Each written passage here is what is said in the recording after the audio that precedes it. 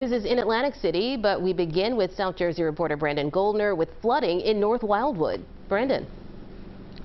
Good evening, Natasha and Jess. Right now, a lot of areas with standing water, not so much major flooding. This is one of those areas where we're seeing some standing water, particularly along the curbs as drivers are coming through here. But besides some of this standing water, the major concern that town leaders are facing is beach erosion.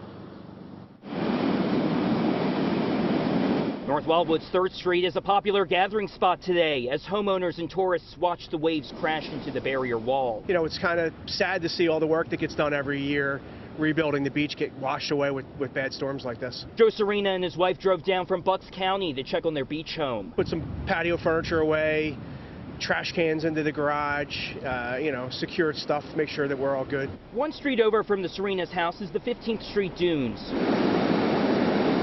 North Wildwood's mayor says it appears the ocean will not breach the dunes despite earlier fearing that it would. If the waves did break through the dunes, he says water could have damaged nearby homes and businesses. In Ocean City, homeowners like Ed Coonley, who live along 14th Street, got groceries and prepared their homes for another round of flooding during high tide. We bring everything in from the outside. We move our cars if need be. This time we didn't need to. So far this afternoon, no reports of major damage from flooding.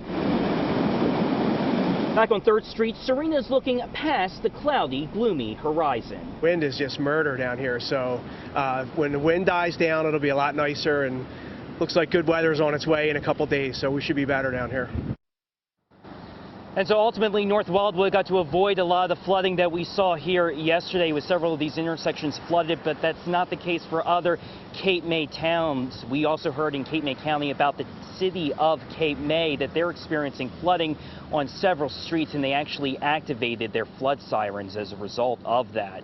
Live in North Wildwood, Brandon Goldner, CBS 3 Eyewitness News. All right, Brandon, thank you so much for that update there. Now, Atlantic City is bracing for round 2 of flooding right now. Eyewitness News reporter